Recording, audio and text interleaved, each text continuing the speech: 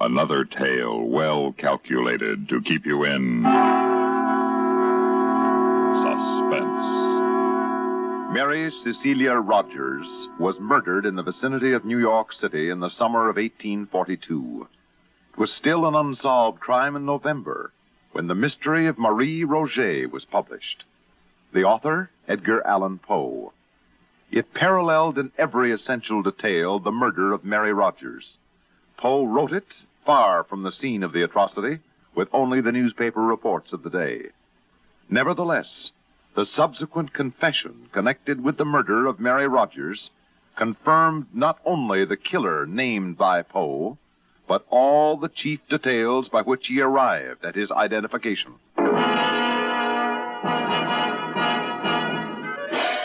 Good evening. My name is Dupin. I should like to extend an invitation. Regard first a certain event which truly occurred in New York City on a warm summer night in 1842.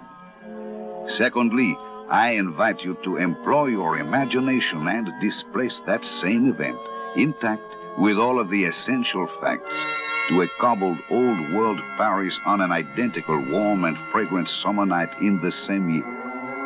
Lastly, and most interesting, I should like to invite you to attend that event. It is a murder.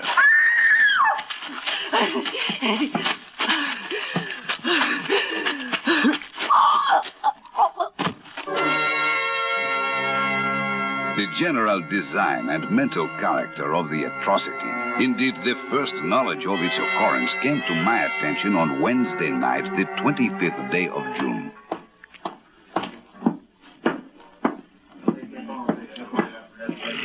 Who is the prefect of police? I am, monsieur. Dupin? Yes, monsieur. Oh, thank you for coming, monsieur. I wasn't certain my messenger would find you. This way, monsieur. Please. Entrez, the lantern for Monsieur Dupin. Oh, she died harshly. Yes. Beaten, choked, drowned. Oh, yes, quite harshly, yes. She was beautiful, monsieur. Once, perhaps, yes. Still. But Mademoiselle what? In life she had a name. In death she must also have a name. Any of you? Monsieur, none of them know her, I have asked. But her clothes and jewels say she was known, Dupin. Good clothes, torn and disordered in her terrible struggle, but good. And the jewelry, not expensive, but tasteful. This woman, in my opinion, Dupin, was known. And loved, Monsieur Prefect. No doubt. Dupin, this is why I sent for you. I've been through these things before. The newspapers will write stories. Their reporters will make conjecture. Although there is no name for her now, there will eventually be a name. And then, monsieur, I will be called upon to produce her assassins. There is so little to go on. The eyes of the public will be upon me, and my honor is at stake. And my honor, too, Monsieur Prefect, if I am involved in the investigation. Dupin, listen. There is a fund at the prefecture, a sizable fund which I am authorized to use when circumstances arise. For your services, I am willing to make a direct and liberal proposition. Dupin, you will help me to find the answer to this woman's death. The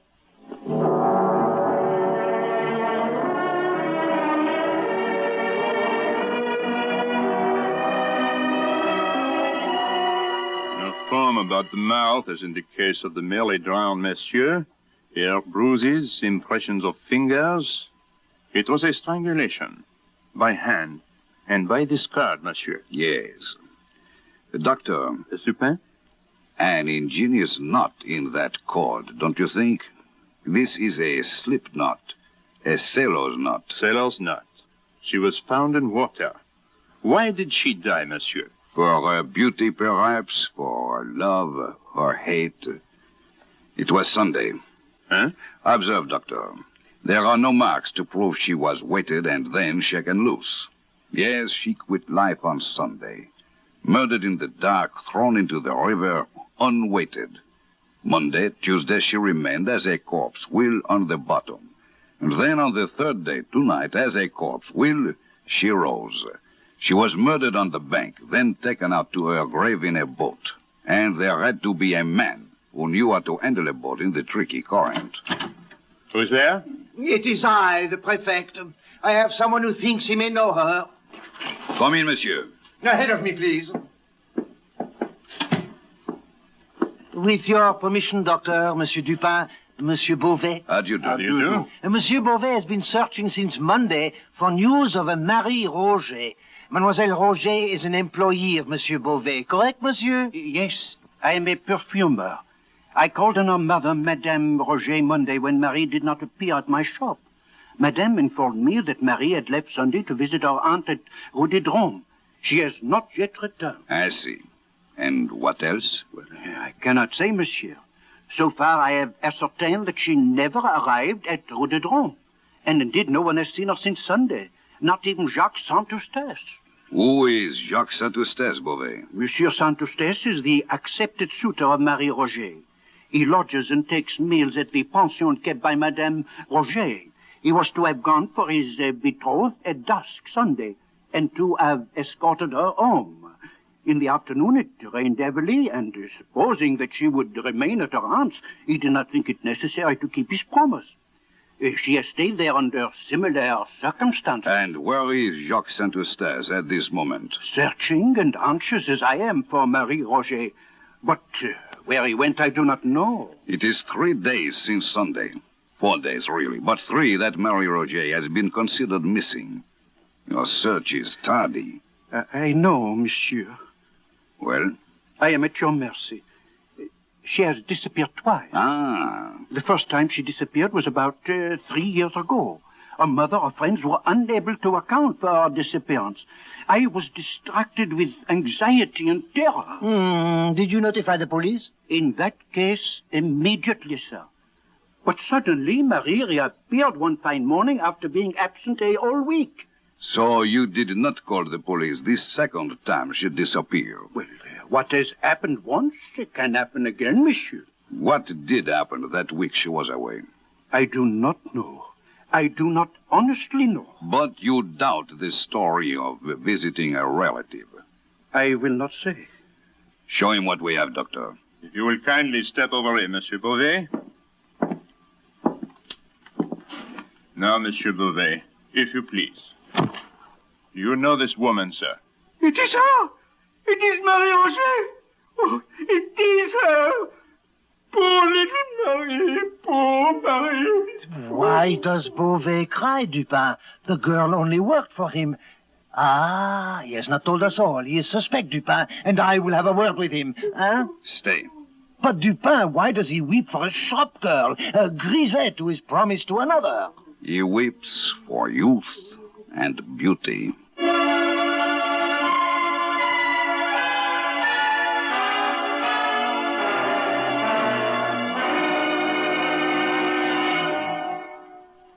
In just a moment, we will return for the second act of Suspense.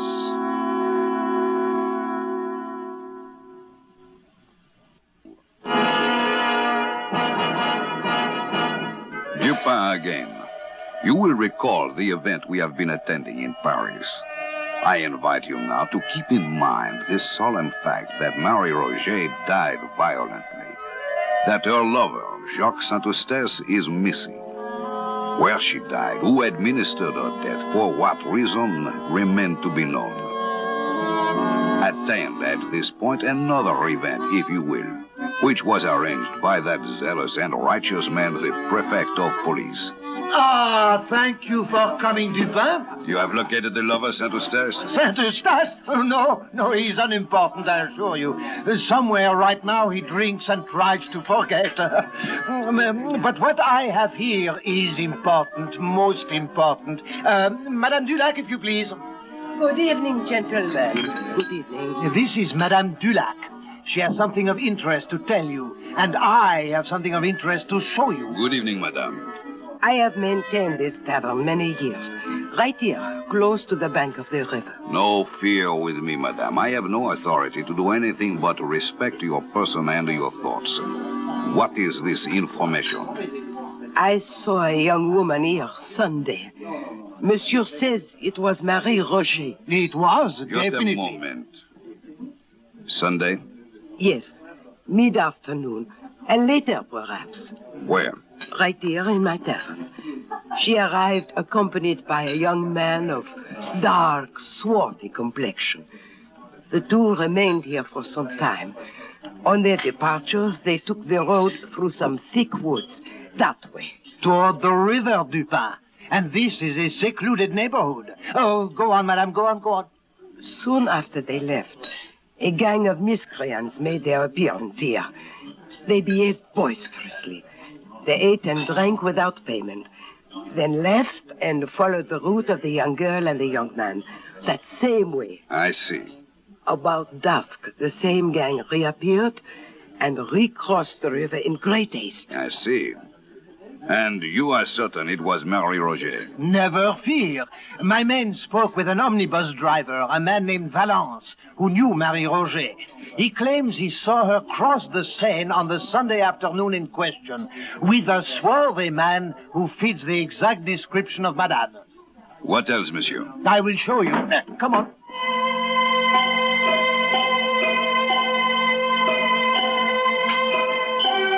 I followed him through the back of the tavern into the thick woods which lined the Seine at that point. He stopped when we had come to a close thicket, within which were 3 or 4 large stones, forming a kind of seat with a back and a footstool.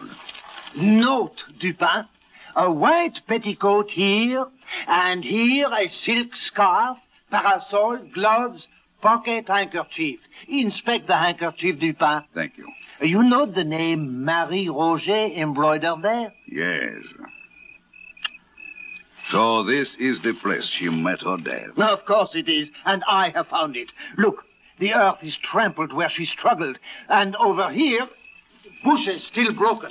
Every evidence of a terrible struggle. And here, the fence has been taken down, and the ground shows that some heavy burden was dragged along it, toward the river. Come, look for yourself. Ah, what do you say now? I am wondering. Wonder? We have facts now, sir. Important facts.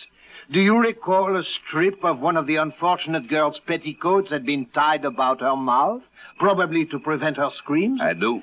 This was done by fellows who had no pocket handkerchiefs. Miscreants, Dupin. Miscreants such as those who visited Madame Dulac's tavern and later went the same way as Marie Roget and her companion. There are many such gangs about here. Now, all we have to do is locate them, and I know how to do that.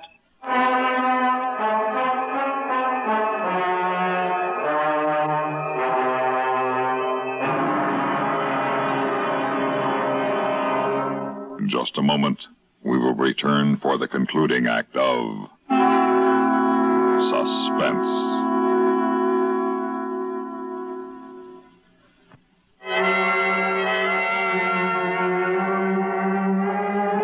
That night, the shrill cries of the Paris newsboys proclaimed the prefect's resolve. He offered a reward of 20,000 francs and a full pardon for any king's evidence. It was an accepted conclusion that Marie Roget had been waylaid and slain by a gang of miscreants in the vicinity of Madame Dulac's tavern.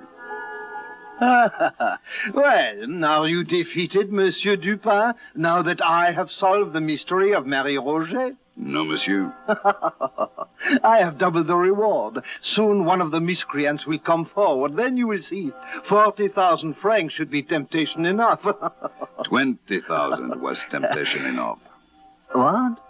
No one will come forward, sir. A gang such as he is hoped for would be composed of men who have never seen more than 100 francs at one time. 20,000 would bring all of them, if they had any knowledge of Marie Roget's murder. They are just waiting, you know that. Waiting? When each is in jeopardy because of the other? Oh, we shall see, Dupin. Wait. It was one man. Huh? A man who dragged the body of Mademoiselle to the river's edge. A gang, even 2 men, could have carried it. A gang would have lifted it over the fence easily instead of taking a fence down, as it was taken down. One man labored hard. My conjecture is as good as yours. Are you talking of Saint Eustace? No, he is quite unguilty. Monsieur, allow me to point out that the newspapers, the police, all have identified themselves with what apparently happened.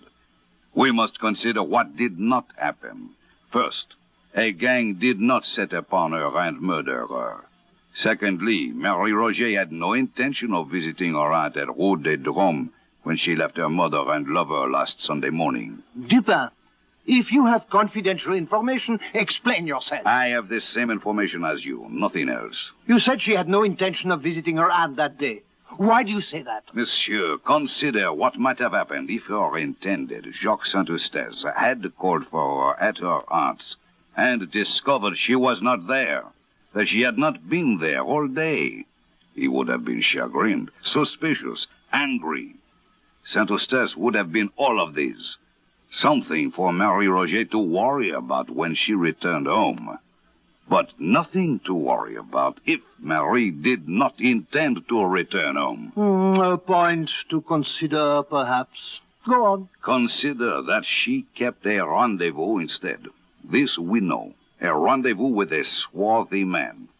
We have been told by 2 witnesses who saw him. Now, monsieur, I ask you, as I have asked myself, did this swarthy companion allow Marie to be slain before his eyes? Or was he himself slain trying to help her? If so, where is his body? He left her before she was set upon, obviously. Did he leave her alone in such a dark district? They quarreled. Indeed they did. Another question. Marie Roget's death is known everywhere in France. Why has he not come forward to help us clear up the mystery? For many reasons. Perhaps she's married. He has left. He's uninformed. He has a swarthy complexion. A sea complexion. A well-attested fact. Now accumulate that with the cord that was tied about her neck in a sailor's knot. Monsieur Dupin, I cannot... And the need of a skilled boatsman to handle a boat on the river to dispose of the body. But it could be anyone. No, it could not. Huh? Marie Roget was a gay, not an abject girl. And no common seaman for her. An officer. A naval officer, monsieur. Like the one who might have led her into a false elopement the first time she disappeared. 3 years pass. The approved time for a French man-of-war to consume encircling the globe. The officer returns, thinking of the same coquette, Marie Roget, the same bargain. What he has managed to do once, he can do again. Marie meets him Sunday for this purpose. Then she thinks the better of an elopement and refuses to accompany him. Saint-Eustache has captured her love. Her former lover slays her in quick anger, and he drags her body to the river, commandeers a boat and... Where do I find him? On whatever ship has arrived from the world cruise. His name? What is his name, Dupin? Inquire for the name of the young officer who has applied for leave to get married. But there must be many such among a ship's complement returning after a long cruise. Agreed. But, Monsieur Prefect, there is only one naval officer who has returned to his ship without a bride. Andre! Andre! We leave at once for the naval yards.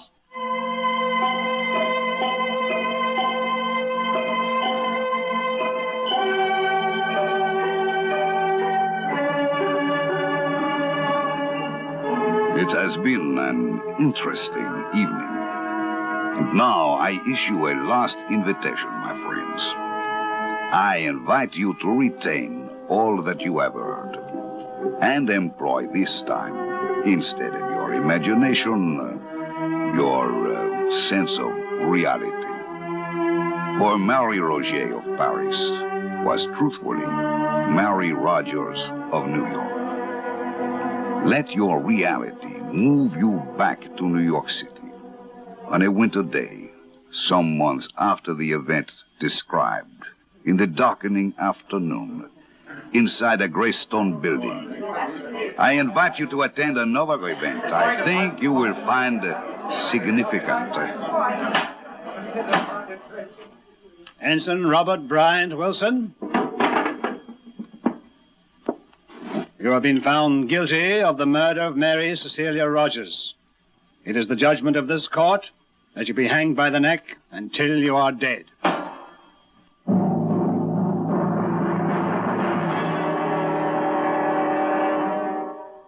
Suspense. You've been listening to The Mystery of Marie Roget, a story by Edgar Allan Poe, written for Suspense by E. Jack Newman. In a moment, the names of our players and a word about next week's story of Suspense.